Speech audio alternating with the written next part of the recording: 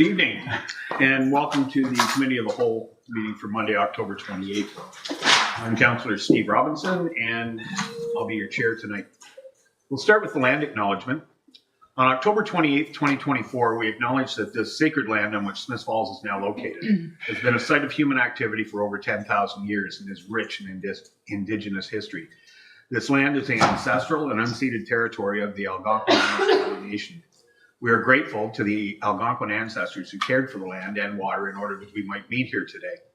We are also grateful to the Algonquin people for their contribution in making of the Rideau Canal, which runs through Smith Falls. We are mindful of broken covenants and the need to reconcile with all our relations.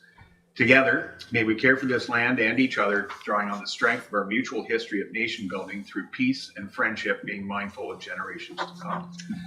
So I'll call the meeting to order at 5:01 p.m. And Councillor Quinn has sent her regrets tonight. Okay, so I need a motion for the approval of the agenda.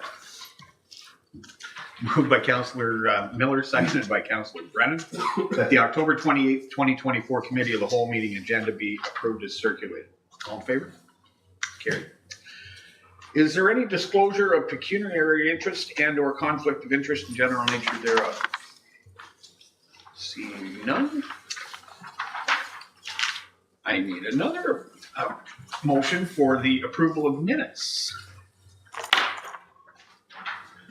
Moved by Councillor McGenna, seconded by Councillor Miller, that the minutes of the October 7th, 2024 and October 15th, 2024 Committee of the Whole meetings be approved. Sir. All in favor? Carried.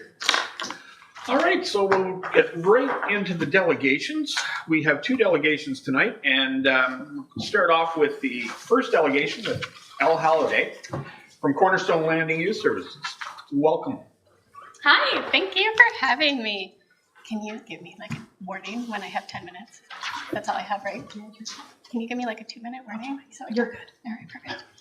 Hi, everyone. Thanks so much for having me. For those who don't know, I'm Ellie Halliday, so I'm the manager at Cornerstone Landing Youth Services. I've been part of Cornerstone Landing for a couple years now. I was a case manager, left briefly to go on mat leave and to join United Way East Ontario. And then my heart was calling to Cornerstone Landing. So I returned and I came back as manager. So thank you for the opportunity to speak with you all today. I'm super excited to be here. For those who know me, know that youth homelessness is a pretty big passion of mine. So I apologize if I talk too fast and get too excited as we go. Today, I just want to quickly talk about our mission, our challenge, our impact, the barriers we face, and then our role as a community. Real quick, up on the screen, you can see what our mission is. So we work to end and prevent youth homelessness across Lanark County. We support over 70 youth each year with only 2 full-time caseworkers and 1 part-time caseworker. Thanks. Go to the next one. So looking at youth homelessness. So this is actually a photo that I took. It's a shelter that a youth was living in here in Lanark County. We see them all the time. New ones pop up every week, more and more. And we know that this is an issue and this isn't right and this isn't fair. This isn't how our youth should be living. This isn't how anybody should be living. But how can we look at education, employment, and all those expectations that we put on our young teens and early 20s when this is your living environment? So quick recap, looking at youth homelessness. As many of you know, housing and homelessness is a crisis in Ontario, Canada, and in Lanark County. Currently, it's estimated that 234,000 individuals are experiencing homelessness in Ontario, just Ontario alone. And we know that 20% of that homeless population is youth, so between the ages of 13 to 25. So not everyone in this room knows what it's like to feel unsafe in their home. Not everyone knows what it's like to feel trauma in their bodies. But I always like to describe it as, when you think your keys are in your back left pocket and they're not, and you're like, ugh. That's how these youth are living day in and day out. For us, luckily enough, we go into our other pocket and there's our keys. These youth are living in that state of panic 24/7. That's not acceptable. If you can go click on the next. So we know that 32% of Smith Falls households come from the by name list. So when we're looking at the by name list, when we're looking at that most recent data, 32 households come from Smith Falls. That's 45% of the by name list numbers. When we're looking at The youth, we see 6 youth are from Smith Falls. So that makes up 55% of the by name list count for youth across Lanark County. When we're looking at the youth that Cornerstone Landing serves, 50%, come from Smith Falls. 17 are classified as chronic homelessness, and 6 of those 17 are youth. So the average duration in Smith Falls for homelessness is 8 months, with many experiencing over 13 months of homelessness. So when we're looking at that shack, that's where they're living for 13 months at a time. So we know that homelessness in Lanark County is primarily due to several different related factors, looking at economic instability, housing affordability, social issues, and systemic factors. We also know that many of these youth are dropping out of schools by the time they reach grade 10 because they can no longer focus on where to live and their education. Quick look at the landscape if you just want to check. So in our region, youth homelessness, when we're looking at it, we had 29 new referrals in 2021. So if we're thinking time frame, that's right around COVID. Our numbers dropped. Schools were out, teachers didn't have eyes on kids. That's where majority of our referrals come from. So youth homelessness looked like it dropped across the nation. It didn't, we just couldn't find them. Couldn't get access to them, couldn't reach them. Nobody had eyes on them, so they were just on their own. Then when we look at 2022, our numbers jumped back up. 2023, our numbers kept going. Currently, we're already serving 37 new youth, and we're only in October. School has just started, so we know those numbers are only going to rise as we look at October, November, December. So that means so far we have served 72 youth this year who were homeless. 72 youth, with 37 of those being new referrals. Just this year, we've had 35 carryover from last year, and we do that all with a staff of 3.5. One being me. I don't even do outreach. I sit here and I ask for money and try and get my staff paid and get my youth taken care of. And we have no stable funding. Every year we reapply. We get $120,000. That is our core funding that we reapply to each year from Reaching Home. Every single year we have to reapply for that funding. $120,000, that covers our staffing costs. Don't think you can find that in many other organizations. So we rely very heavily on our fundraising, our staff car allowances, which, you know, we live rurally, we need transportation, we need to be able to access and get to those youth. All of that comes from fundraising. Rent supplements also all comes from fundraising. And any kind of basic needs and supplies that we give out to youth also all comes from fundraising. So we do not have an office space because we purely could not afford an office space. So we work from our cars. And we work from our homes, and we work out of Tim Hortons, and we work out of McDonald's, and we work out of all the motels across Lanark County. We are effective, and we are innovative, and we're getting the job done for a pretty decent price. Next.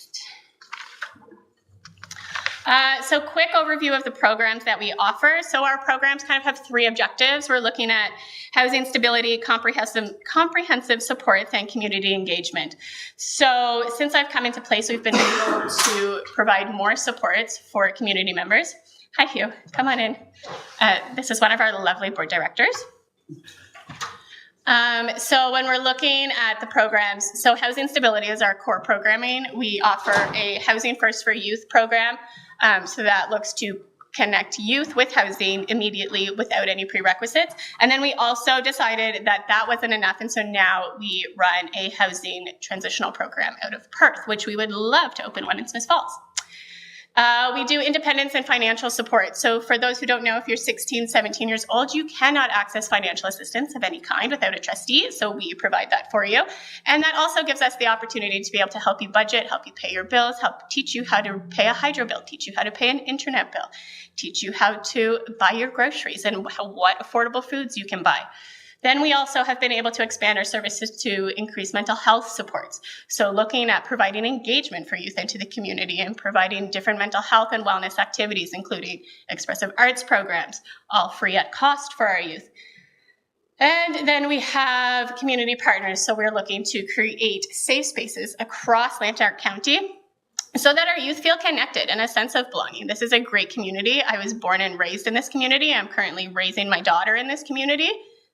It's safe for me. I feel comfortable. I feel welcomed. Not everybody feels that way, and that's not fair. And we want to make sure that our youth are growing up here, are able to access an education, are able to access employment, and are able to be able to turn around and contribute to our community. If you want to go to the next one, thanks. So I'm not going to spend too much time on the barriers because we all know what those are. We all know that rural communities face high barriers when it comes to accessing resources and supports. We know that there's lots and lots of stigma and isolation. We know that we're in an affordability crisis.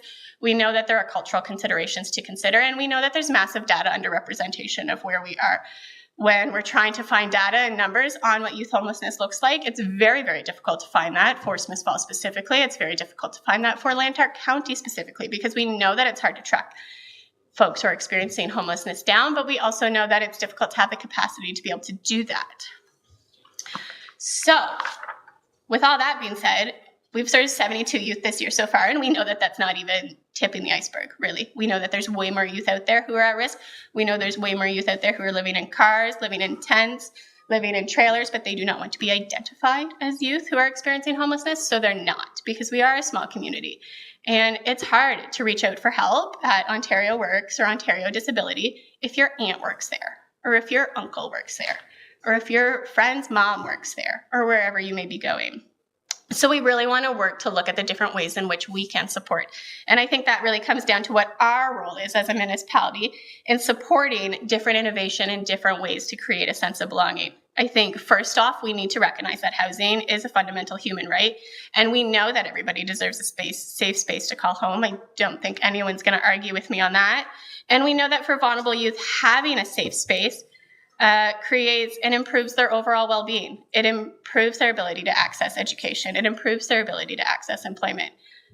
Majority of our youth, I don't have the exact numbers because a lot of youth don't know what their last completed grade is, but I would say 85% of our youth know that their last grade completed was grade 10.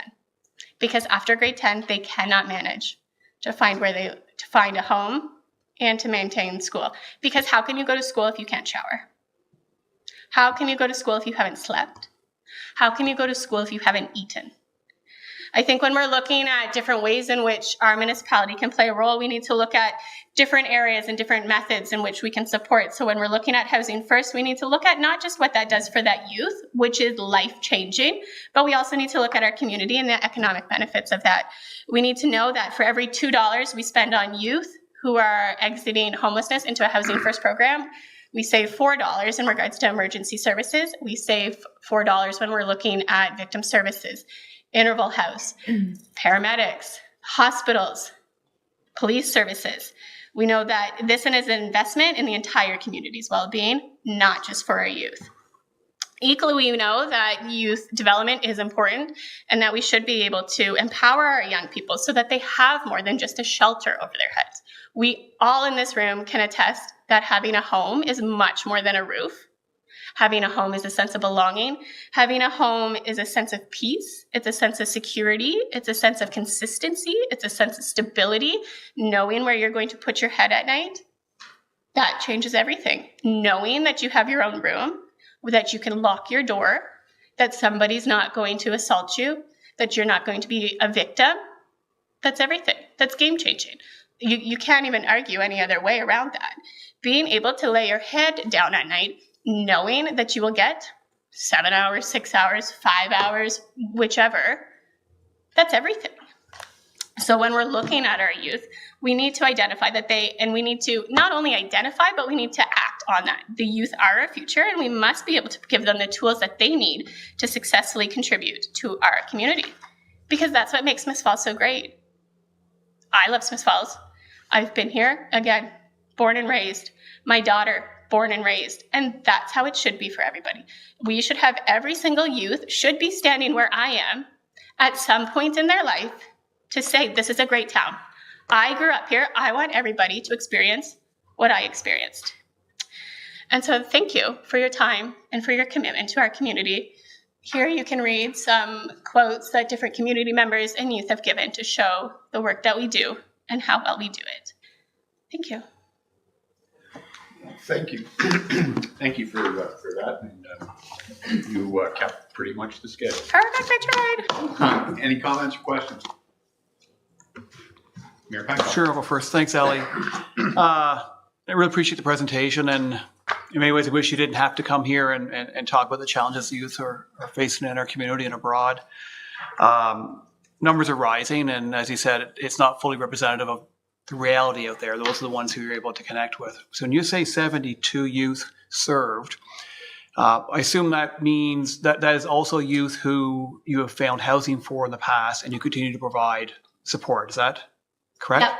So I don't have the numbers are on the slide there, but I think we've served about 37 new referrals. So that means 37 new youth have reached out to us this year. We've carried over 35 youth from previous years. So we don't just get youth housed and then leave them. We make sure that they're going to be able to maintain that housing. We want to get them housed. We want to make sure that they know how to pay their bills. We want to make sure that they know when garbage day is. We've had youth who, we walked into their apartment and they had a pile of garbage there because they didn't even know what a garbage day was. They did not know that you would put your garbage out once a week to be collected. So they just kept it in their house because they didn't know what to do with it. Like, that's an awful feeling to have so much garbage and to not know what to do with it and to be so ashamed and embarrassed that you store it in your living room because you don't know that there's a garbage day once a week. So we want to make sure that our youth are housed, but we want them to stay housed. We want to have relationships with landlords. We want to have relationships with property managers so that if there's any kind of issue, we can fix it, because 99% of our issues are simple ones like that, where the youth just don't know. They don't know how to connect their hydro. They don't know how to connect their internet. So we sit and support them through that. So these youth, as you mentioned, many or most or all are coming from some degree of trauma, some challenges in their life that they're carrying with them when they eventually find their way to you or you find your way to them. You help get them housed, you provide them ongoing supports. And appreciate the work Cornerstone is doing has been going on for a number of years now, over a decade. Yep. Do you track the futures of some of the youth that you've served before to see that? It's obviously if a youth doesn't get housed, and there's a great risk of a downward spiral, I assume, where their chance of having a normal life like the rest of us is probably quite challenged. But once you get them housed and supported, are able to track the outcomes, or are we seeing a difference in the lives of these people as they mature into adulthood? Some. This year was really great. This year was the first year that we had youth going off to college and or university, and we were able to provide them with a gift. We have had youth go off to college and university in previous years, but we didn't have the funds or the access or the capacity to get them gifts. So this year we were able to provide 3 youth with gifts going into school as they graduated and they were off to college. We have 2 youth right now who are taking courses right here in Perth at Algonquin, and we have some who are going to Ottawa. I think one of the big things, though, and this story really guts me, we have a youth who applied. We've been working with them since they were 16. I've got permission to share this story. We've been working with them since they were 16. They got accepted into college. They applied to OSAP. They were all set to go, start in September, and their OSAP wasn't enough. They could not physically attend school and work to pay their means, so they have just had to drop out. We are currently looking for more funding options for them outside of OSAP so that they can re-enter in January. But I mean, that's an 18-year-old youth that's been with us for 2-3 years who has worked extremely hard, did all of the right things, has worked all summer so that they could save up and go, and their OSAP isn't enough. And so now they're having to pull out of school. And that is a youth that could have very easily turned around and been like, that's it, I'm done. I quit. I've done all the things I was supposed to do. I lived through hell. I'm done. I'm not doing it. But they've turned around and said, nope, I'm going to go back to work. I'm going to try again in January. I'm going to apply for more funding. We are now looking for more sources of funding for that. So it's tough, right? Like, how do you do that? How do you find the resiliency in you to live through trauma, not have a family, do all the things, and then still not be able to do it? Like, how do you? So I think it's tough. I think tracking success, it depends on what your definition of success is, right? I mean, that youth to me, extremely successful. I will remember that youth for the rest of my life. Are they going to be able to go to college in January? I don't know. I can't afford to send them to college, so. Well, thank you. Thank you for giving them hope, I guess, and some confidence, and helping sort of graduate into adulthood in many ways and build a foundation on those. Any other questions, comments? Okay, well, thank you very much for your presentation. Thank you. All right, next presentation is on physician recruitment report with Carleen McDonald. Good evening. Thanks for having me.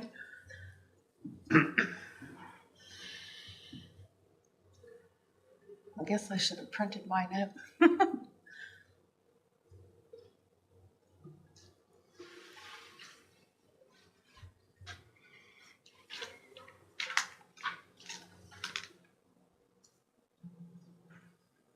Okay, so in 2014, I was hired as part-time physician recruiter, and I can't see that.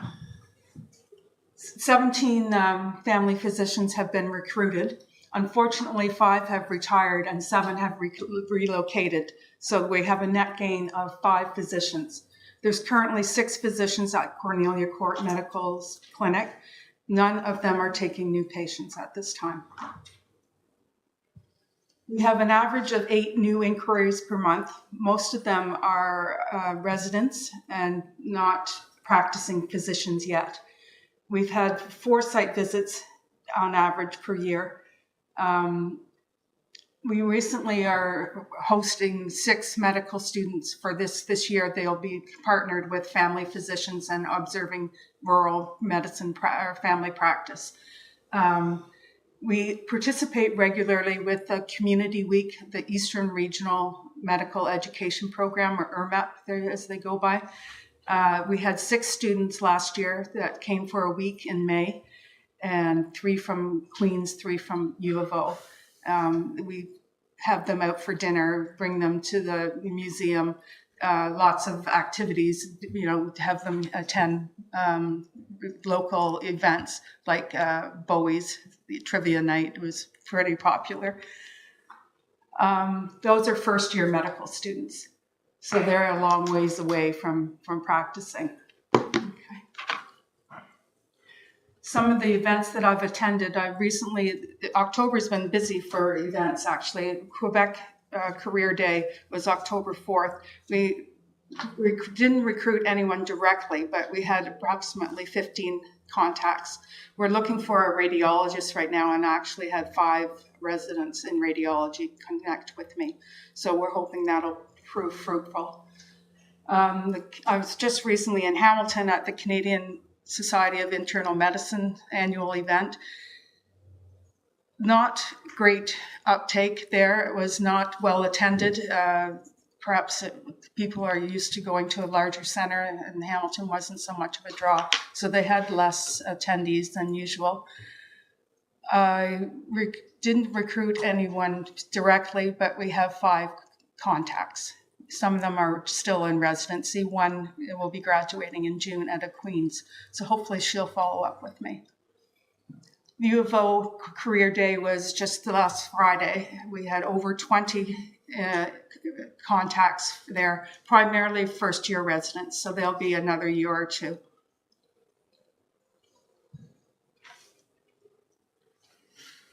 We've had quite a few hospitalists. 21 have been recruited since 2016. They tend to come as locums and stay a short while and then move on. That's just the nature of the hospitalist medicine. Right now we have a total of 9 that are part-time and full-time. There's 3 full-time and the rest are part-time hospitalists. So we're covering our shifts, not without difficulty at this time, but we are actively recruiting.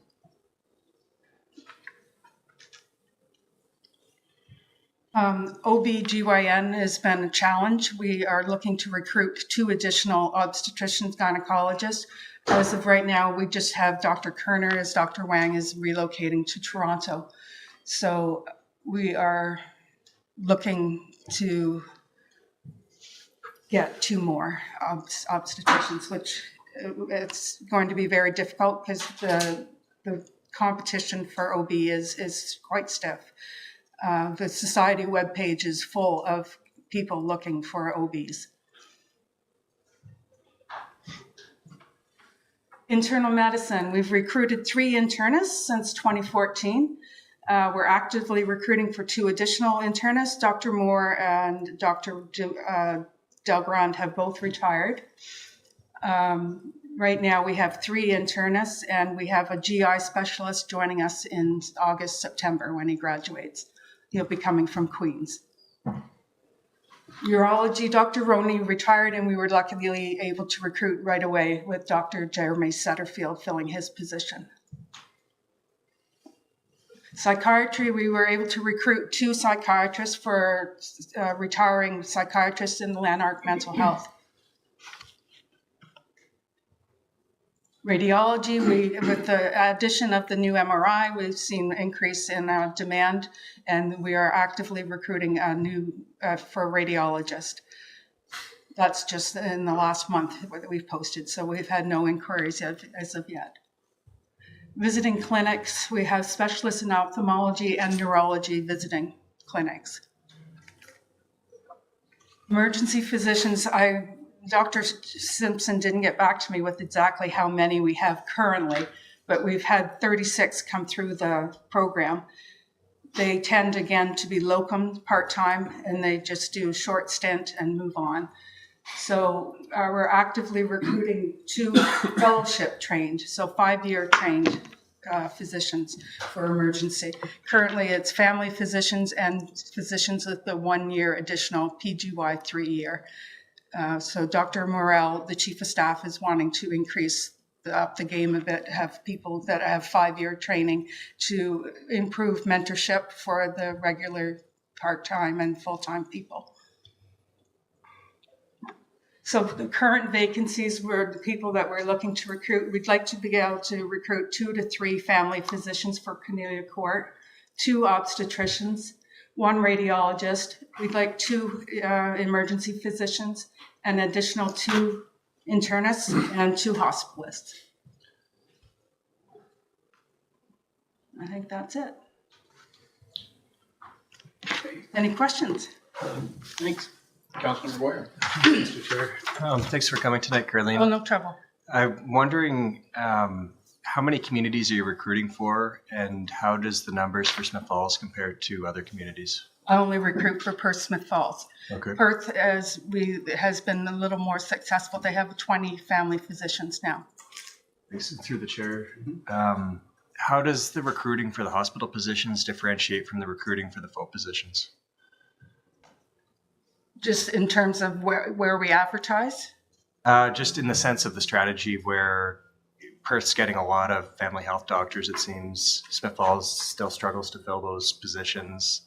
I'm wondering how do we differentiate ourselves, or how we can pull more people into those positions, because they seem to be really flocking to Perth and we really struggle to get them here. Yeah, Perth, more physicians in Perth take on residents to do clinical electives with them. At this time, we only have Dr. Terrell and Dr. Moulton, who work with mostly medical students as opposed to residents.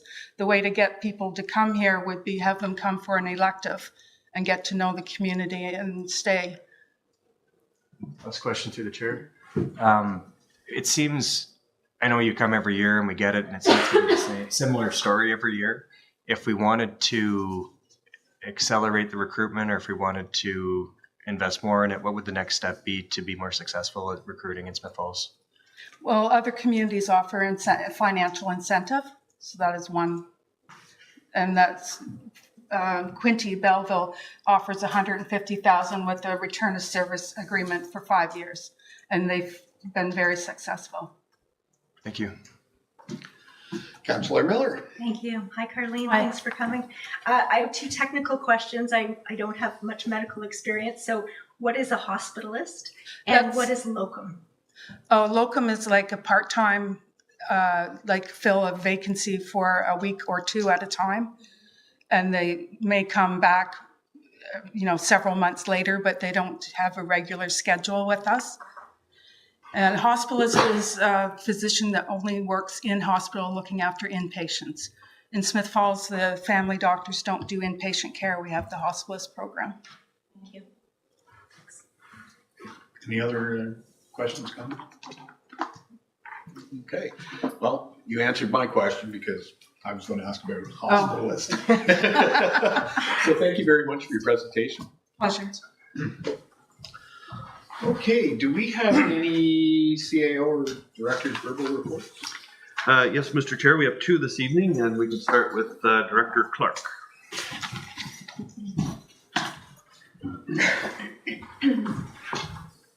Good evening, everyone. Just 2 quick updates. So the first is that we have a public engagement workshop, excuse me, next Monday from 6 to 9 p.m. at the community center to talk about the future vision that we have for Lower Reach Park. So you may be busy, but I would welcome the community to attend. Hopefully we'll get it done before 6 to 9 p.m. next Monday. It's an open session and anyone can show up and participate. They have some activities that FOTEN is leading as the contractor, and they have a number of activities they're going to be walking through. So that's exciting. And the second is just an update. Several months ago, Bud Fawcett, on behalf of the Seniors Activity Club, came to council and shared some of his concerns around safety and so on at the facility. We've had an ongoing working relationship with Bud. He's actually regularly visiting us over at the arena.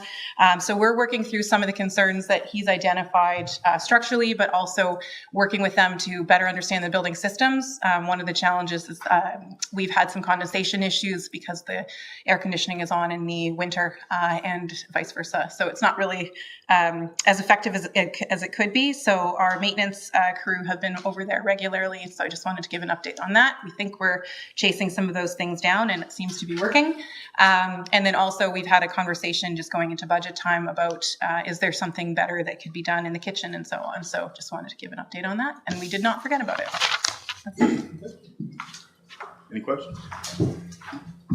Go ahead. Okay. And next we have our Manager of Development Services, Carl Green.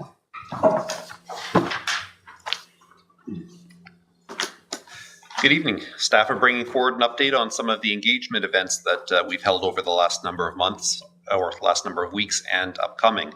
On Thursday, October 10th, staff and our consultants at Dillon hosted an official plan open house at the youth arena. We had 39 people signed up for the in-person event, which involved a focused engagement around the 5 key themes of sustainability, housing, transportation, community spaces, and downtown revitalization.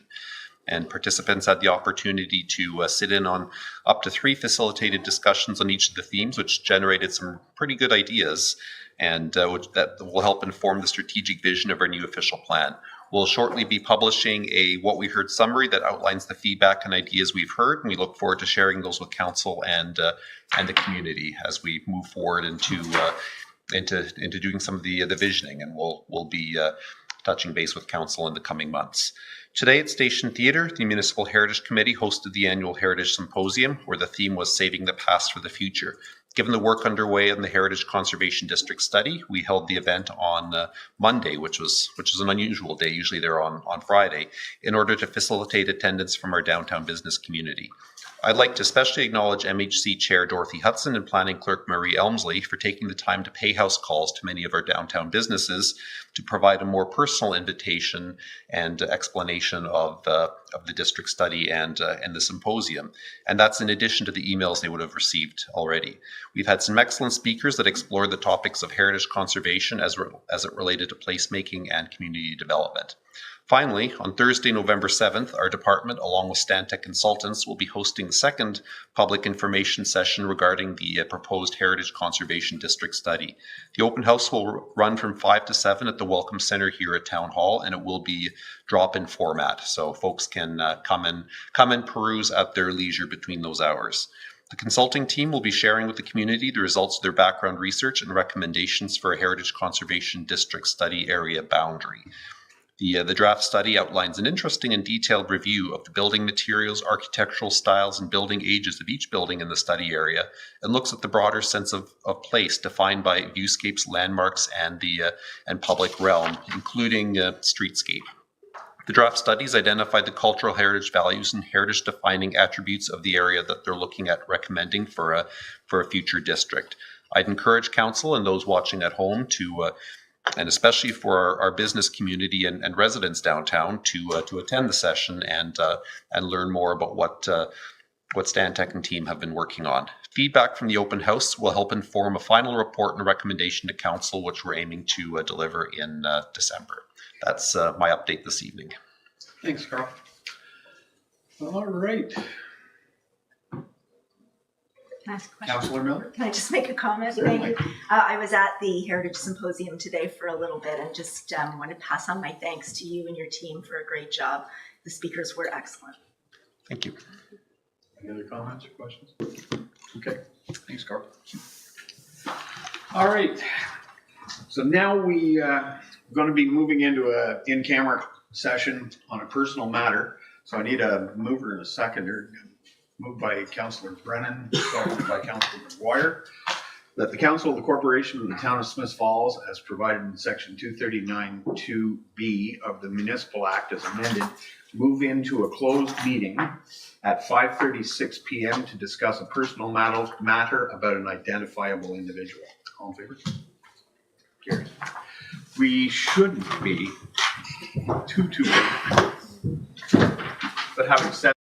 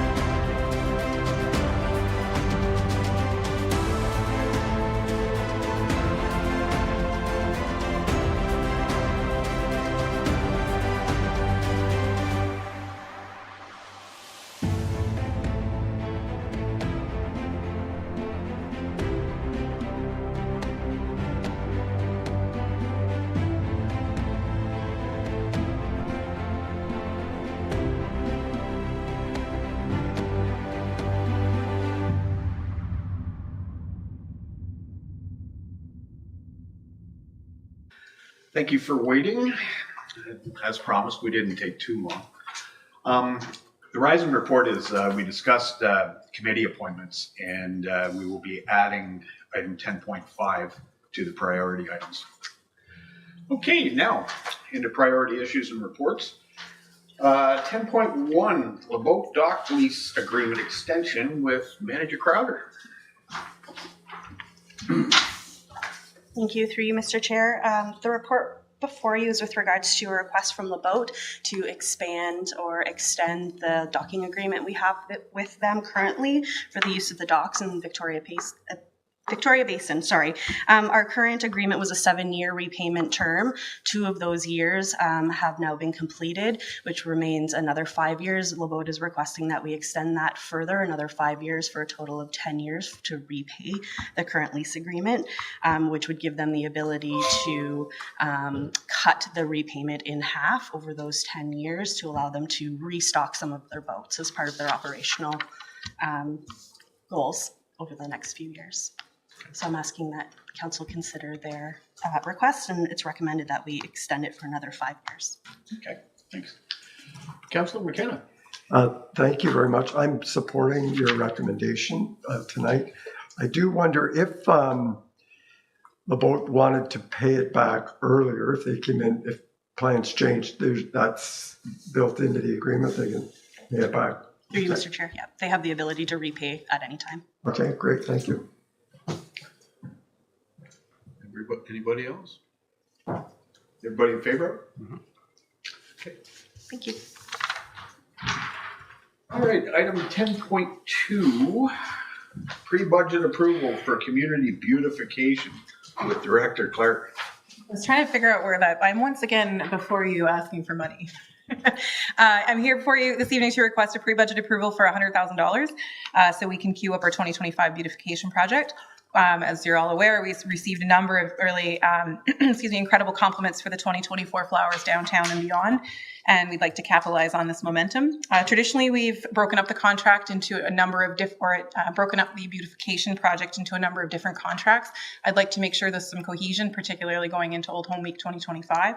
And so I'm trying to bring those contracts together. Things like the watering, the planting, the planters, the nodes, and the baskets have all been awarded separately. So I'd like to bring them all together under one contract and develop a tender and release that. We're asking for it at pre-budget so that the contractors in town can get a chance to put the stock in the ground this year and make sure that they have flowers available for next year. Okay. Thank you.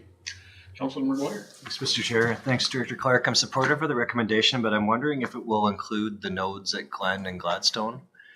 Because after phase 2 is completed, we've got some shrubs and some grass, and it just doesn't have the same appeal that the other nodes at the other blocks do. So I would like to see it either supplemented to include that, or just to know if it's already a part of that 96,000. Through the chair, it's not, but it could be. Through the chair, estimated costs to add it in. I'd have to go back and take a look, but it would be likely within the budget. Any other questions or comments? Everybody? Okay. Thank you. Next, item 10.3, the Maple Ridge subdivision draft approval with Manager Grenke. Thank you, Mr. Chair. Staff are bringing forward a request from the developer of the Maple Ridge subdivision to extend the draft approval for the subdivision for 1 more year in order to allow for the developer to complete all of the conditions of draft approval and allow for the registration of the final phase of the subdivision. So this relates to the final 62 lots out of the 120 lots that were originally draft approved by council.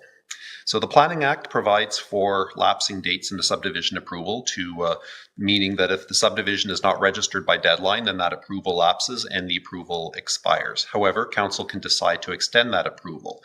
So in this case, about a year ago, the original draft approval expired in November 2023. Council gave a year, and the developers are asking for 1 more year.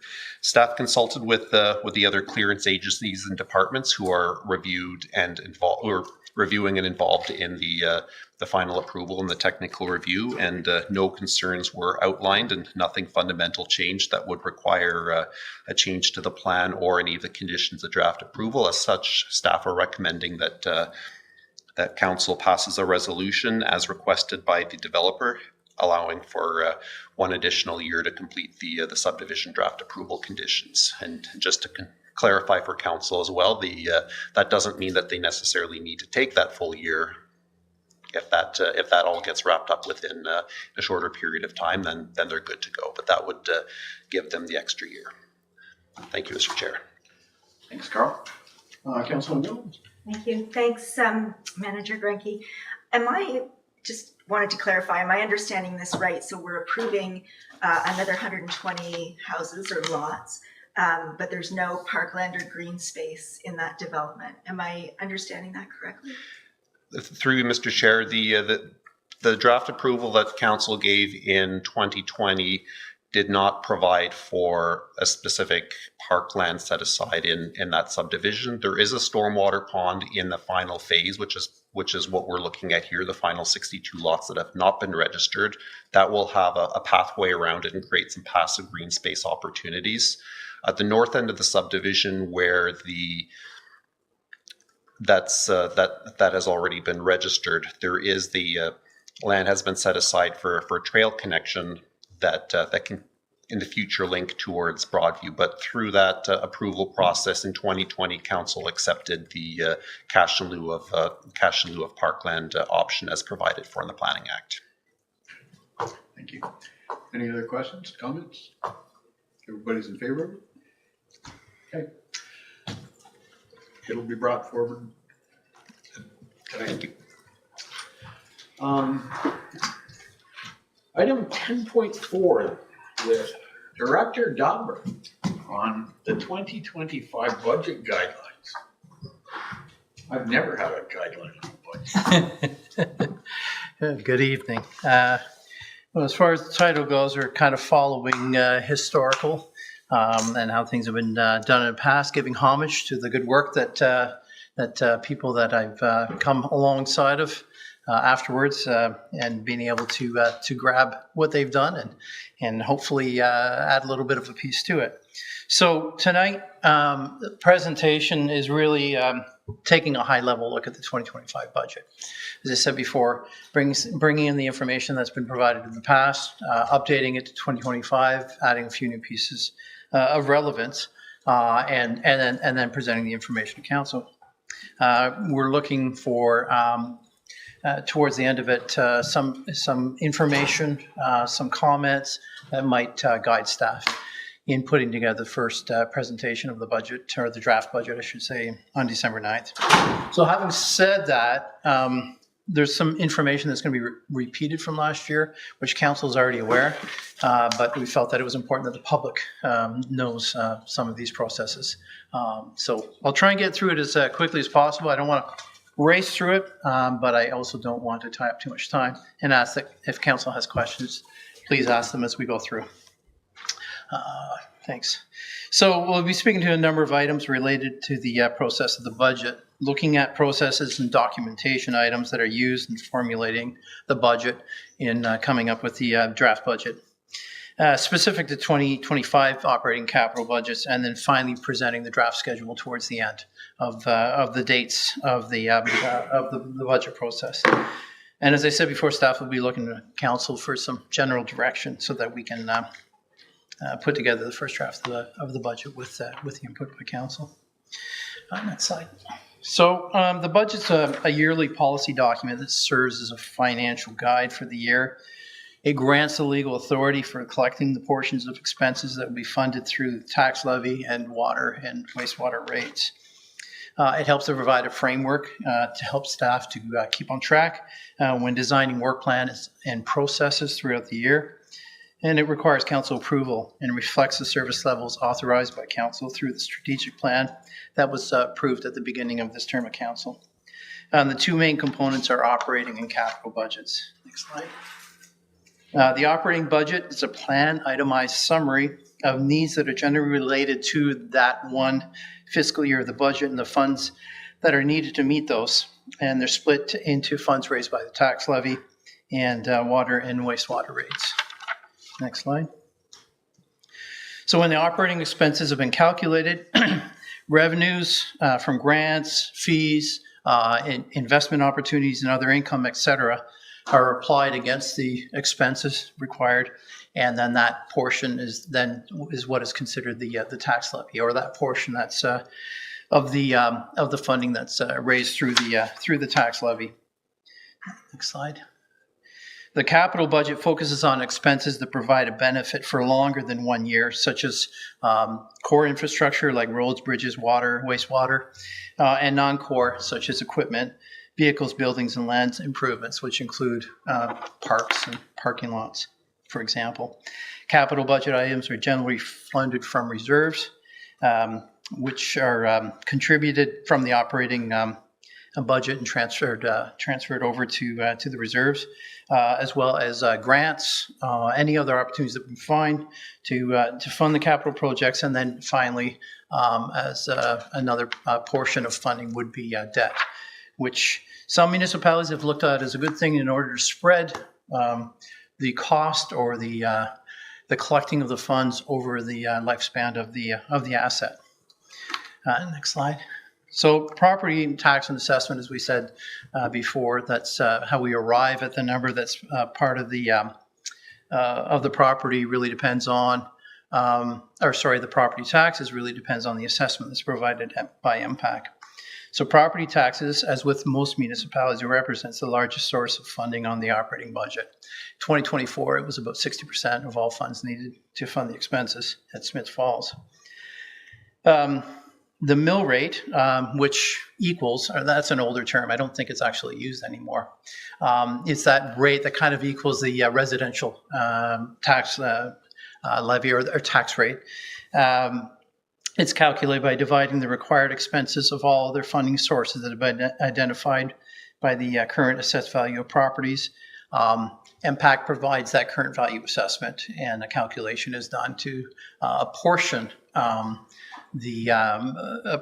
that funding arrangement in order to come up with that tax rate, and then it's divvied out into the various property classes in different percentages. Next slide. As council is aware, the province has yet to announce the timing of the next Ontario assessment update, much to the chagrin actually of our representatives at MPAC. I know they feel the frustration as well because they're having to constantly update council on the fact that it's not going to be done again.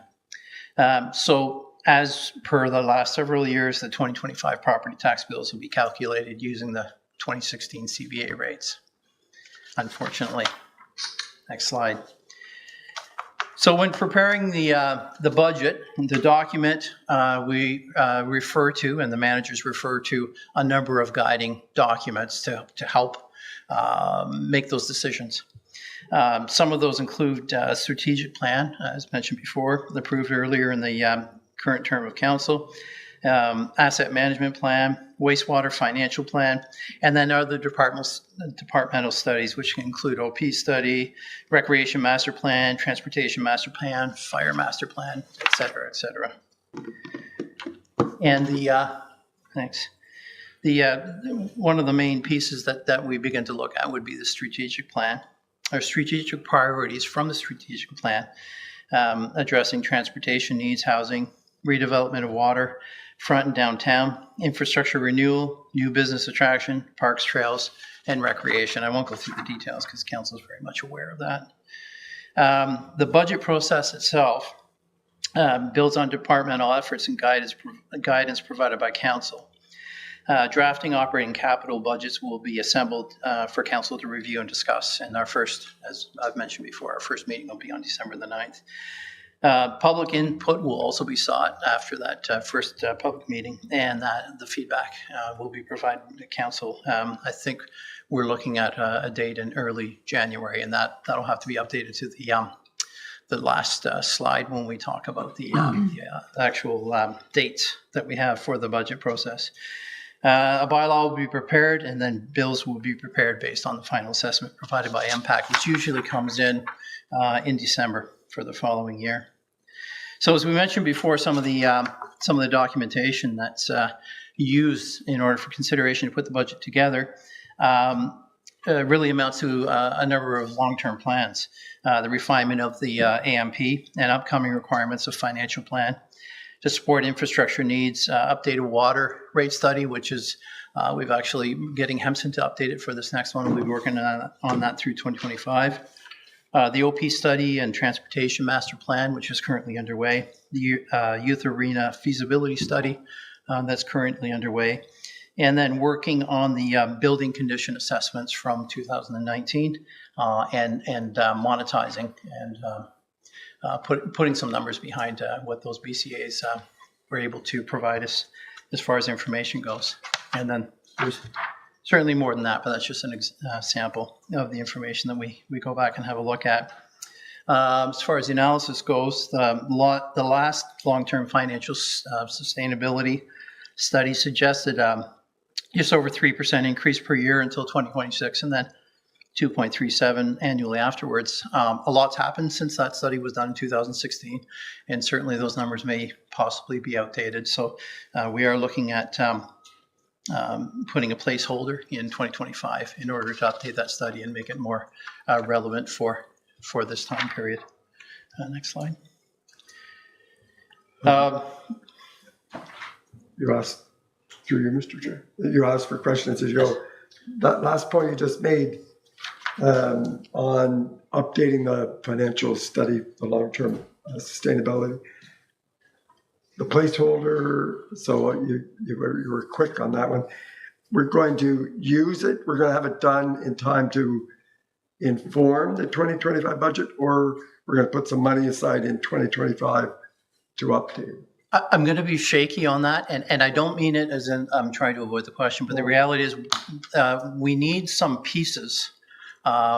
OP study, we need the master transportation study, we need information from the updated asset management plan. Whether we get those together in order to update in 2025 is still yet to be seen if we're going to be prepared with all these other pieces. Because really there's a lot of balls in the air to actually do a really robust study, to do a really robust plan to come back to council with. So we're bookmarking it for 2025 to make sure that we have the funds in there and then work towards hopefully being able to put something together within 2025 to come back to council with. I'm trying to word it in a way that I can't promise the timing. So thank you, Mr. Chair. So you're going to give us the very best information you have available. Exactly, yes. Work with that. Yeah. Thanks. Okay, as far as water and wastewater goes, Smith Falls has been working towards being able to operate the water and wastewater system as a revenue neutral operation. Apparently, from the data that I've researched, that was the plan moving forward in 2025. Saw $910,000 being funded from property tax, and more work will be done to continue those efforts in the future to move towards that direction. I want to touch briefly on the historical increases. So we've got a chart here that shows the increases in water, sewer, and taxes, comparing that to the CPI increases. And as you can see, those rates have not gone up in the same manner that the CPI has gone up. And I'm not coming to any conclusion. We're not coming to conclusions on that. It's just a piece of information that we provide to council as we consider the budget coming up. Next slide. So there are some budget considerations as we bring the first draft. Excuse me. As previously mentioned, growth will be a consideration in 2025, as it is on a yearly basis. In a previous budget monitor report, 2024 saw a large increase in supplemental buildings. So I think excuse me, do you mind if I just grab my chart folder here?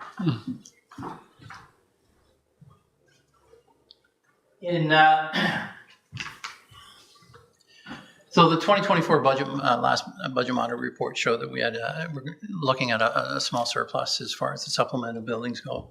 Part of that reason was because MPAC has been catching up on their evaluations and recognizing new properties. So there's been a number of properties that have been recognized in 24 from 23, and then a number in 24 as well. The largest area would be the multi-residential units that have come online. And then that supplemental billings, the CVA that's associated with it ends up becoming part of the CVA in the following year. So therefore increasing the footprint of our CVA base. We'll bring more information with the budget. Thanks, Mr. Chair. The 7.24% increase, is that on the 19 million that we put out in taxes? No, this is based on the CVA. Assessment. Yeah, on the assessment alone. Do you know what that dollar figure is? It doesn't matter.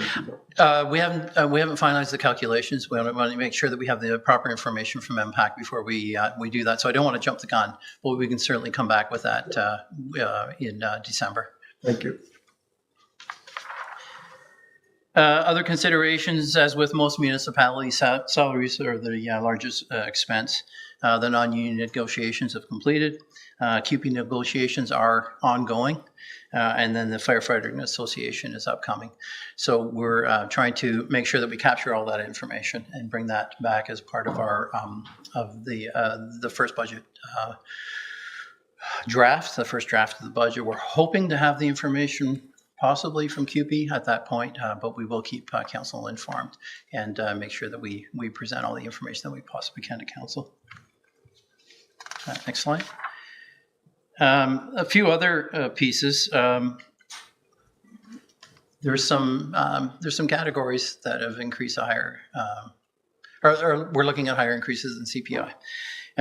No surprise that insurance is one of those. Over the last several years, we've experienced an annual 19% increase, which is not unusual across the board. As I've spoken to other treasurers, we've talked about this at MFOA and some of our treasurer groups. I was able to participate in the Lanark County Treasurers group meet a couple of weeks ago, and that was one of the discussion points, that it just seems to be increasingly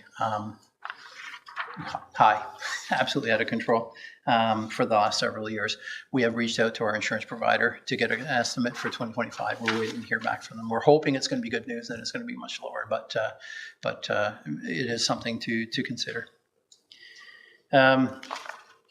Other kind of non-discretionary items that we're looking at higher than CPI increase. In the last couple of years, we've seen a 7% increase in utilities. Group benefits costs, we'll see a 8% increase on the comparable services to 2024. And one that we just recently found out about from the Treasurers Group is that the Solicitor General is requiring the town of Perth to update their hardware and software for the POA system. So those costs will be distributed out to the lower tiers and to Smith Falls as well. It's a little bit early yet to tell, but it will have a bit of an impact on that portion of the budget. Next slide. We also look at the possible service level adjustments that are upcoming. The results of the BCAs in 2019. The BCAs haven't necessarily come back and been translated into dollars. We actually have a consultant that through the Amp It Up program with the MFOA owes us 20 hours of free consulting time. So what they're doing is they're taking the BCAs and they're populating a spreadsheet that'll help us to be able to put some numbers for a longer term plan with the facility. So we're looking forward to that. There is childcare demands for service that we'll be addressing, and then technology and software needs as we implement an IT strategy, work on the RFP to get that process going, and we're taking a look at the inventory. I think I've mentioned that at a couple director updates. So we are taking a look at that, and we'll be trying to bring as much information as we can back to council. Another large consideration was the disappointing news that our OCF has gone down by 15%, which is about $170,000. Councillor McKenna. And just for those, thank you. And just for those watching, could you just say what OCF is? Oh, I'm sorry. Ontario Community Infrastructure Fund. For the public, it's a dependable yearly source of income that's designated for capital projects like the gas tax. And there's a certain allotment that's coming out to the province, basically a pie, and we submit a report every year that helps the province to divide that pie into the pieces. And unfortunately, our slice is a little smaller this year. Councilor Moore. Mr. Chair. Just a question on that one. Is the pie getting smaller too, or is just our slice of it getting smaller? Just our slice is getting smaller. The pie's not getting smaller. Do we understand how the formula's changed or what's different? One of the big pieces that worked in our favor in previous years was moving away from the calculation being based on the historical cost of the assets that are purchased, and specifically, it's the critical infrastructure, underground roads, bridges, core infrastructure. Moving away from that into the current replacement value. So that's the big piece that's changed, and that's redistributed the funds within the municipalities in the province. Through the chair for a follow-up, does that mean that as we update our asset management plan, we should see an increase in the funding again, or? Well, I think we'll see a change in the funding, and the hopes would be that it would increase. As the information becomes more readily available, we put more work into it. And right now, our replacement costs are based on CPI increases of our historical cost, which may not always be reflective. Some pieces like fire trucks, plows, vehicles have increased at a much higher rate than CPI. However, this is focused on the core infrastructure. So if we're able to prove and show that those have increased higher than the building condition assessment, then theoretically we should get more. But that will kind of unfold as we get through this last iteration of the asset management plan. Hopefully, that's one of the pieces that we'll be working on is updating how we formulate and calculate our replacement values. So that would be the hope. Yes. Councilor Brennan. Yeah, thanks. And I'll just want to make a statement and just to skip ahead to your next slide. The OMPF as well has decreased. And as I've learned at the FCM conference, and I'm sure you've heard it at AMO as well, municipalities in Ontario and Canada provide, I think it's 60% of the services to our Senate taxpayers, and yet we collect from the upper tier about 9 cents on the dollar. So it's clear that to me that we need some sort of new deal. We're not alone in the 440 municipalities in Ontario facing the same challenges. And there's small municipalities that have critical infrastructure that there's no way their tax base to handle. So I appreciate the work you've done on this. And I'm going to be like a broken record at budget time, but a decrease.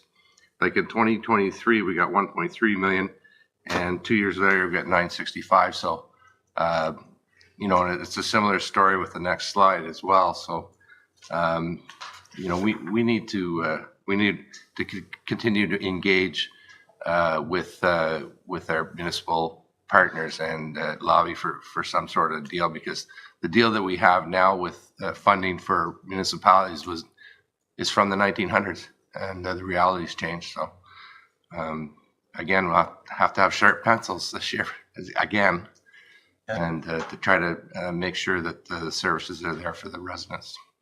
So through the chair, just to add on to that as well, there's been a request, direction, outcry from some of the finance folks in the municipal sector to try and convince the province to move some of these application-based funds to more of a predictive model, so that it's not kind of a arm wrestling match from municipality to municipality to get the government funds. It's all taxpayer funds. So there has been a push towards that, and hopefully get some traction on that. Mayor Panko. Yeah, thanks for the presentation, Paul. And just to echo what Councillor Brennan said, I mean, between these two, between OMPF and OSIF, there was $320,000 that we had in 2024, we won't have in 2025. So that's better than a 1.5 increase on our taxes just to enable us to keep doing the same as we did, assuming there's no inflation on other expenses, which we know there are. So I think it's fortunate we have the growth, and it'll be interesting to see how that translates into new tax revenue. It's going to be significant. It'll help offset that. We still have a lot of other expenses to carry. And I guess if you look at historically, the tax increases over the last 6 years are less than half the rate of inflation.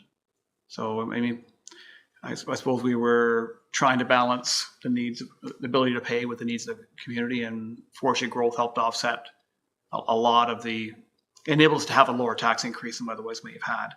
But the one thing I want to ask a question about was the tax supporting wastewater rates, and he's at 910,000. And if my memory is correct, that was considerably lower in the past. That would be correct. It was identified during I believe, and correct me if I'm wrong, the CIO correct me if I'm wrong on it, but from what I can see, that there were some functions that were within other departments, some of the expenses that were in roads, but really were attributable to the water and wastewater rate. I believe that is a true up of the actual numbers, and there was, you're right, there was an increase from what it was in 2023 to 2024, and then we'll be working on trying to further do analysis and find out what we can do to possibly get that down. Okay, well, thank you. That's some clarity. Okay, good. Thank you.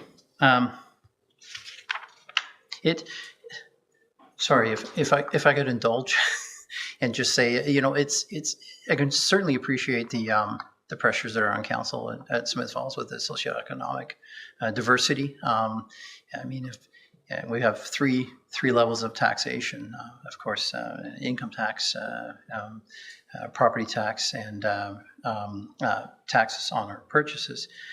Two of them are flat and the same rate for everybody, whereas the income tax is graduated. I think there's some municipalities would love to see more of a graduated property tax, but that's not how it works. So unfortunately, you're right. Any increases kind of affect all people. So that does make it a difficult choice for this council, and I certainly appreciate the pressure. So next slide, please. One more, if you don't mind. I'm sorry. There was felt what we've been talking about it, but OMPF hasn't been announced yet. Generally, it's announced at the end of October. We could still get it in the next few days, but we feel confident that we'll have it for the first draft. Okay, now next slide, thanks. And the asset management plan, as we continue to work on it, it really does support the capital budget preparation. 2025 sees the last of the AMP requirements related to OREG 58817, which are immediate in nature. And then going forward, we will need to update it on a 5-year basis. There has been talk in a presentation at the MFOA conference that at some point the asset management plan will translate over into the financial information return. I'm not sure if council's delved into that financial statement in order to compare municipality to municipality. But there's talk about putting a section in there related to asset management plan so the funding bodies can actually go in and see where the requests lie as far as the scheduling and where the needs are. So the update of the asset management plan, it supports legislative requirements. It provides positions to the town for grant opportunities, and it's updated based on considerations such as change in growth forecast, changes in strategies, service levels, and changes as the data is refined.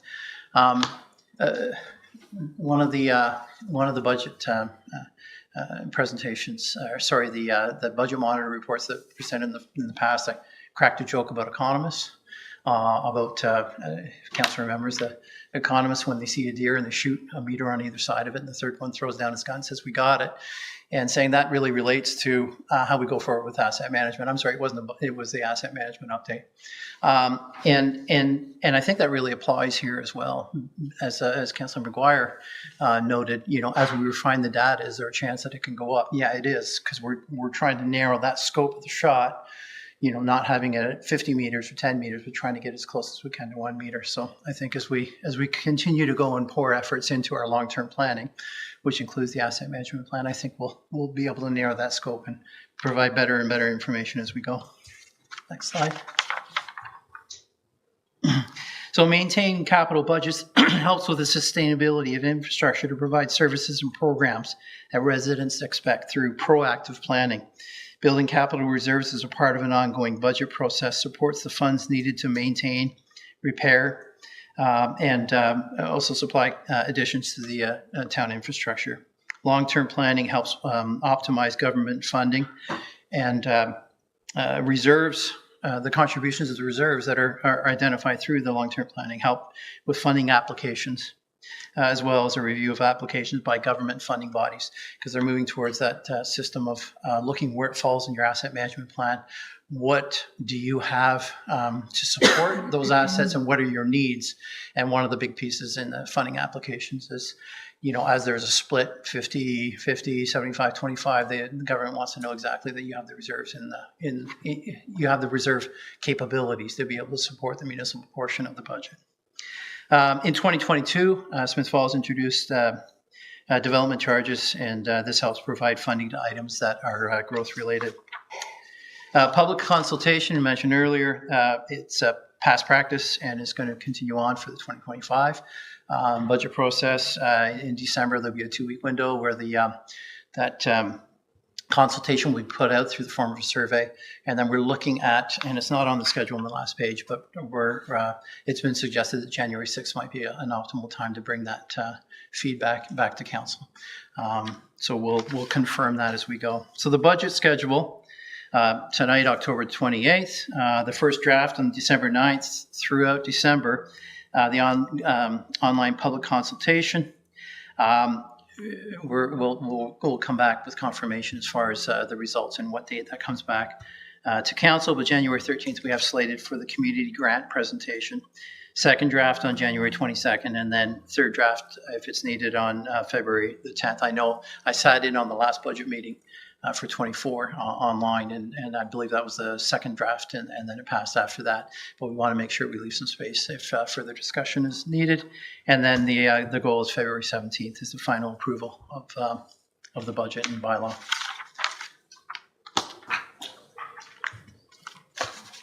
Councilor McGuire. Thanks, Mr. Chair. I know we're waiting on a lot of external information. The delays moving the budget process forward, but is there anything that we can do internally to move that date up, or are these dates pretty set in stone? Yeah.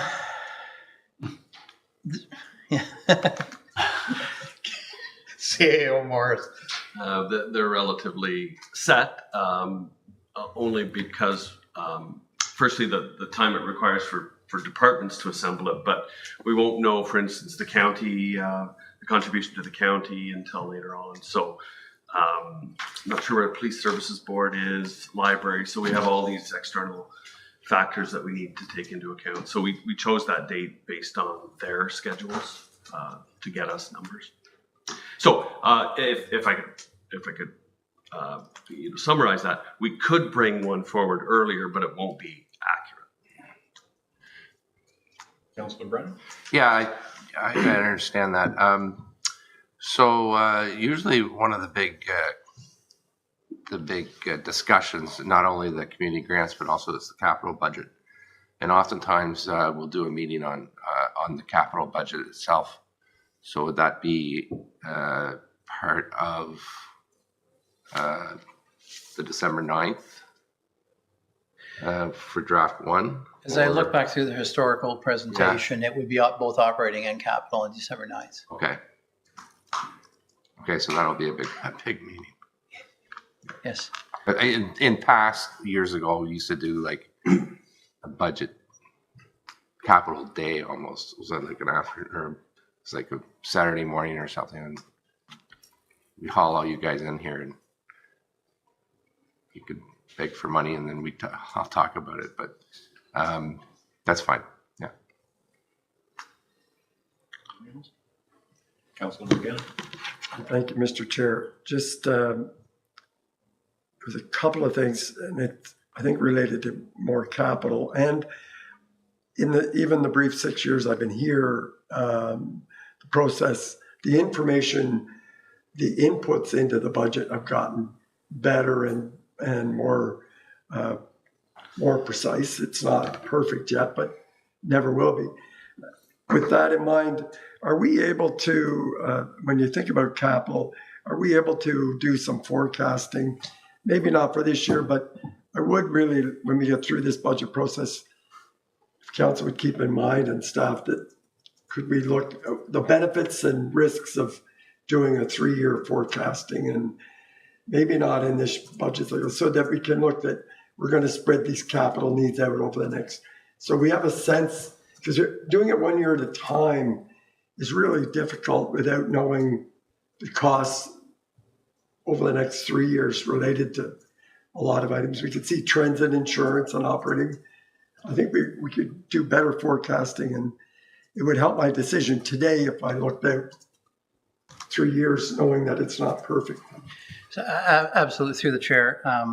That's something that we're certainly looking at bringing forward. Time-wise, it would be very difficult to do for the 2025 budget. I think part of the challenge in order to bring better information to council is to spend time throughout the year building towards the budget. So I really believe that the budget process is a year-round activity. So it's not just coming and saying, these are the dollars that we need, this is how we're going to fund it.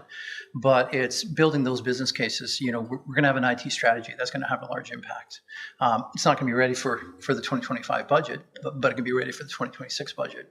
So instead of waiting until the budget time is to start bringing some regular reports back.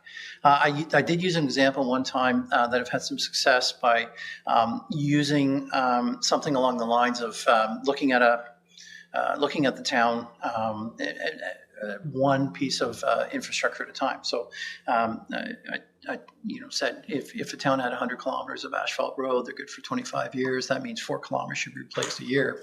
If it's 150,000 kilometers, give or take, then it's about a $600,000 investment.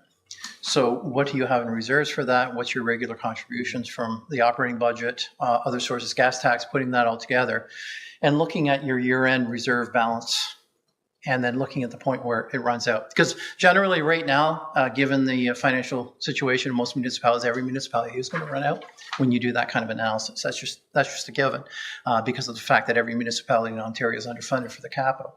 So to be able to then add sidewalks, curbs and gutters, buildings, equipment, vehicles, and then come up with that sort of analysis gives a very high level approach to this is our funding. These are the restraints that we're going to have, and this is where we may have some problems.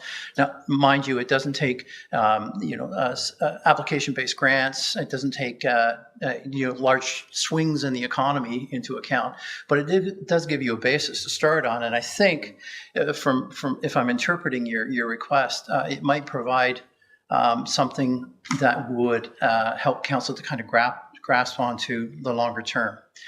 And then as far as getting project specific, then that will roll out with the final completion of the asset management plan, the final asset management plan. So instead of waiting to the budget process, as the information becomes available, we go through all these studies to maybe start bringing some of that information back to council. The only danger is if it comes back too disjointed, it may not make sense as a whole. But we can certainly talk about a plan to bring that information, build those business cases, and bring information back throughout the year that's leading towards the budget process next year. So I wasn't taking you any place that you weren't wanting to go to anyway. So, yeah. So I would encourage that kind of year-round thinking about budget, and I support your ideas on that. Maybe it'll be 2026 and we'll get better at it in subsequent years. And if I could have one more, Mr. Chair. Just if municipalities and the public and council love to see what our neighbors are up to and what they're going to charge. And the risks, we throw charts around, and I've seen other municipalities do it. And if you can make it look that you're doing really great and Perth is doing terrible. And if you use those charts, which I love, but they're so risk and fraught with gamesmanship that I don't know what your experience in using them, because they're apples and oranges, right? You're comparing municipalities. It's so difficult. So I don't know if we're going to use them this year. if you do, that we at least talk about how crude they are as a way to measure comparing municipalities. So through the chair, if you were to take an example, and I'm guessing you're probably looking at like a tax rate or that sort of thing, yeah. And you're right, because the reality is there's two components to the calculation. It's what is the CVA, what's the value of that property. Also then divided by how much you need as a tax levy to operate and provide the services to the towns. I've tried an experiment for the 24 budget that I prepared, and it seemed to work where I gathered the information on the average household CVA with comparable municipalities, applied their tax rate provided on their website, and to say that this is the municipal portion of the budget, and how you compare. It may provide, to be able to provide those two different calculations may provide a little bit more of a context to it. But the other thing is also to choose exactly who you're comparing to. Smith Falls is a town of 9,500 people. Because it's a single tier, it's a town of a $27 million budget, which may be a larger budget than some of the other lower tiers that might be slightly larger, 11 or 12,000 people, because of the fact that it's a single tier. So to be able to pick something out that would be a little bit more of a comparison, if council agrees that the needs of the tax levy or the needs of the operating is being driven by the service needs, and if that's the case, that drives all of the activities. So to compare apples to apples might be a lower tier municipality that has a greater population.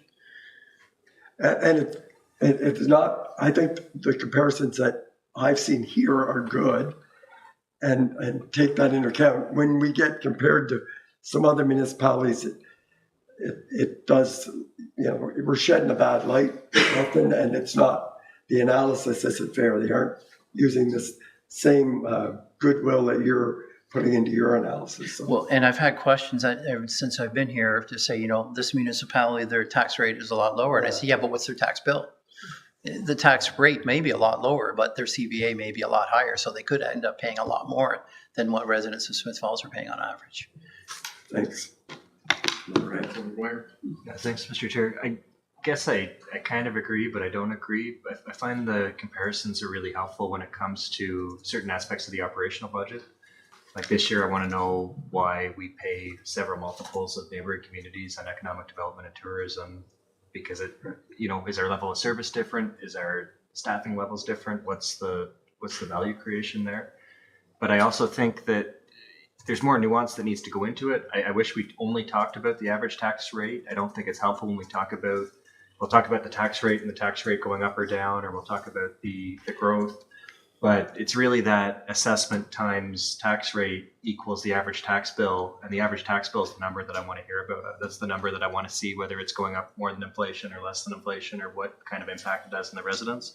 Because I think as MPAC has to reassess eventually, we're going to have a big cut to the tax rate, but the average person's not going to see a big cut to their tax bill. Mm-hmm.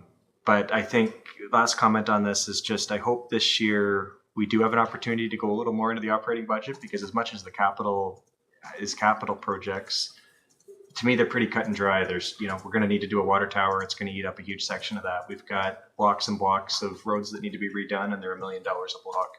And we've got George Street pegged for next year for that. So, I'm not against having more of an in-depth conversation this year on operations and the service level we want to provide for that money.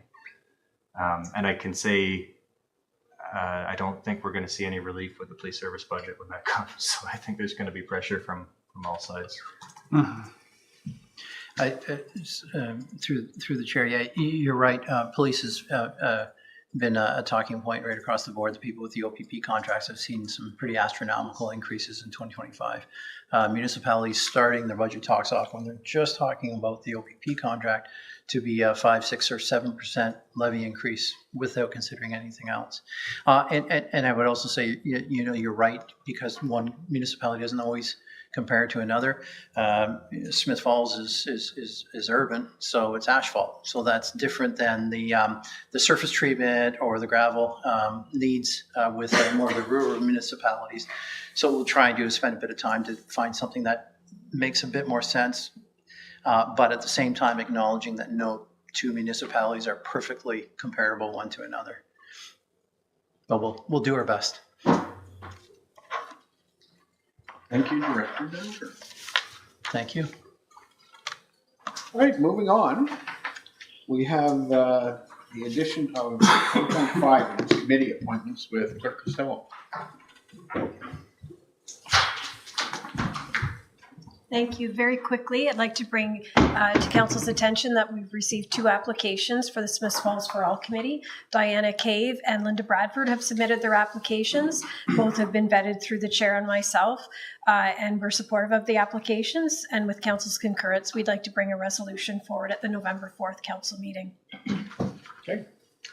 Thank you. There's your direction. Great. All right. Have we got any committee, board, and external organization updates? Seeing none. Information listing or correspondence items. We have 2. 1 second. One is from the municipality of Tweed, and it's in regards to Canada Community Building Funds. I'm not going to read it, but it they sent it to all municipalities.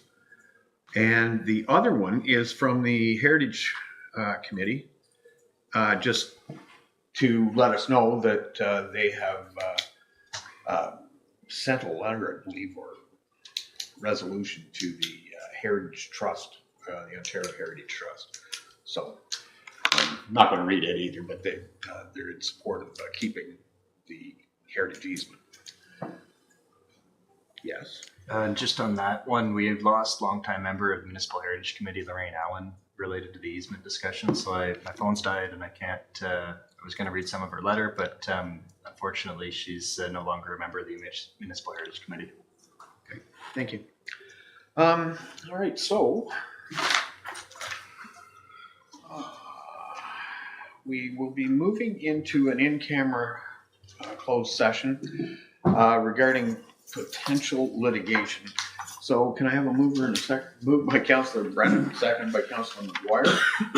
The Council Corporation of the Town of Smith Falls is provided in Section 239 of the Municipal Code. Should have left my glasses on. That Council of the Corporation of the Town of Smith Falls is provided in Section 239(2)(e) of the Municipal Act of 2001 as amended. Move into a closed meeting at 6:37 p.m. to discuss potential litigation. Sounds good?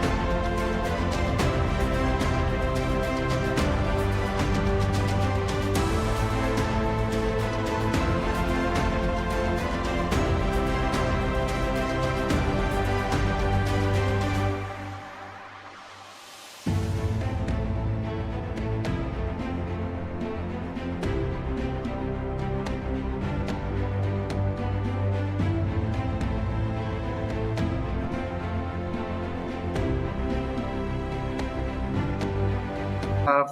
Go next week. Not so far. I'm no. taking the Can we cancel the 12th? dogs. No, of course it's not a cow because I'm not in charge. And, Seconders? Tuesday after Remembrance Day, or do we make and the then budget? I'm seconding his adjournment. Okay, Anyone we're else? back. We're back. Sports parties. Thank you for waiting. We had two things in camera, and the Verizon report on the first one was that we received information on a potential litigation. And on the second one, the Verizon report is we received updated information on a personal matter. So, I noticed the motions. Could I have Sorry. yes? Notice of motion, if I may. Sir, Chair. I've been meaning to do this for a while. I keep forgetting. One thing I think we all commonly get complaints about is speed in town, traffic infractions, people not obeying the rules of the road, risk to pedestrians, risk to kids in school zones,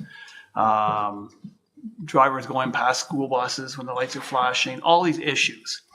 And I think there's measures that obviously the police are responsible for, and they're doing their best they can to enforce with the limited resources that they have. They can't be out doing traffic enforcement all the time.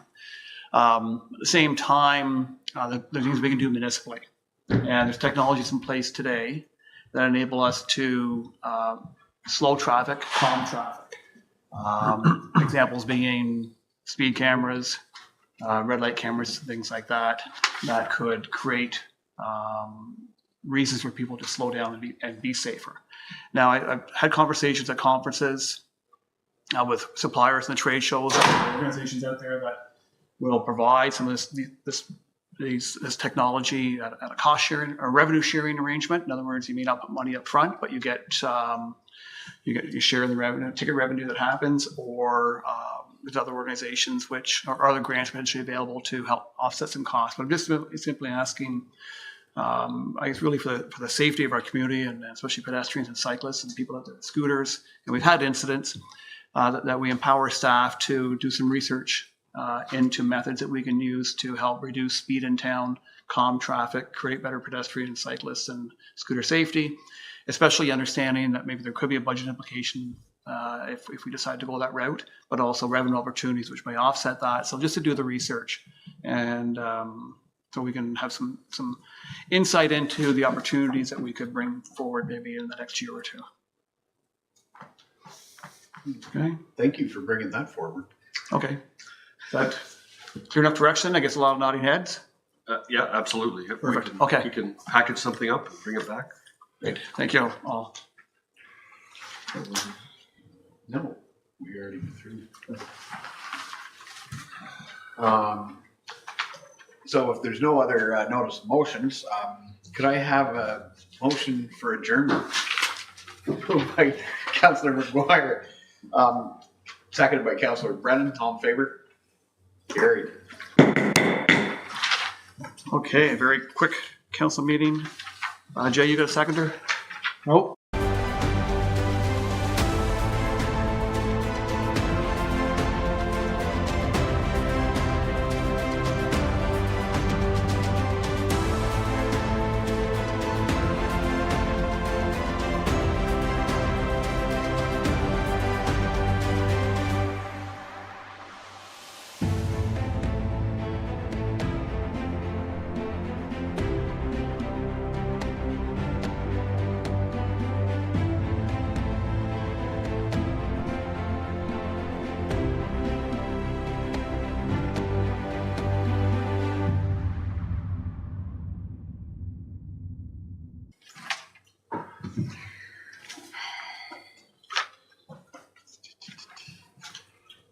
Oh, you could go.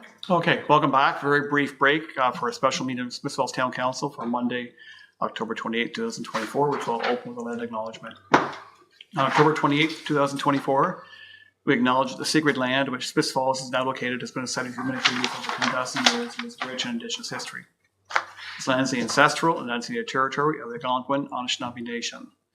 We are grateful to the Algonquin ancestors who cared for the land and water in order that we might meet here today. We're also grateful to the Algonquin people for their contribution in the making of the Rideau Canal, which runs through Smith Falls. We're mindful of broken covenants and the need to reconcile with all our relations. Together, may we care for this land and each other, and drawing on the strength of our mutual history of nation building through peace and friendship, and be mindful of generations to come. Call the meeting to order at 7:59 p.m. And we have a motion for approval of the agenda with Councillor Miller, please. Thank you. Moved by myself and seconded by Councillor Robinson that the October 28th, 2024 Special Council meeting agenda be approved as circulated. Thank you. Moved by Councillor Miller, second by Councillor Robinson, that the October 28th, 2024 Special Council meeting agenda be approved as circulated. All in favor? Carry. Any disclosure of pecuniary interest and or conflict of interest and general nature thereof? I see none. We have no approval of minutes. We have no reports or announcements today, I assume. No presentations or proclamations. No consent agenda. We have one item of business with Councillor Brennan, please. Thank you. Moved by myself, seconded by Councillor Robinson. The Council of the Corporation of the Town of Smith Falls grant a second extension to the draft approval of subdivision file numbers SD 1901 734230 Ontario Limited, care of Campbell's Trucking, for a period of 1 year, expiring on November 2nd, 2025, as permitted under Section 5133 of the Planning Act. Thank you. All in favor? Oh, sorry, discussion? Councillor Brennan? Yeah, we discussed this a long time ago, earlier this evening, and anyway, this is a 120 unit home subdivision that it was approved last year. This just gives another year to the proponent to satisfy the draft approval agreement. Any further discussion? Moved by Councillor Brennan, seconded by Councillor Robinson. The Council of the Corporation of the Town of Smith Falls grant a second extension to the draft approval of subdivision file number SD 1901 in brackets 734230 Ontario Limited, care of Campbell's Trucking, for a period of 1 year, expiring on November 2nd, 2025, as permitted under Section 51 in brackets 33 of the Planning Act. All in favor? Carried. Any inquiries or announcements? Seeing none, a motion for adjournment with Councillor Robinson, please. Thank you. Moved by myself, seconded by Councillor Miller, that this council adjourn its proceedings at 8:01 p.m. and stand so adjourned until the next duly called meeting of council. Thank you. Moved by Councillor Robinson, seconded by Councillor Miller. This council adjourns proceedings at 8:01 p.m. Stand so adjourned until the next duly called meeting of council. All in favor? Adjourned. So 2 minutes flat. Gary, we were both. It's not a storm.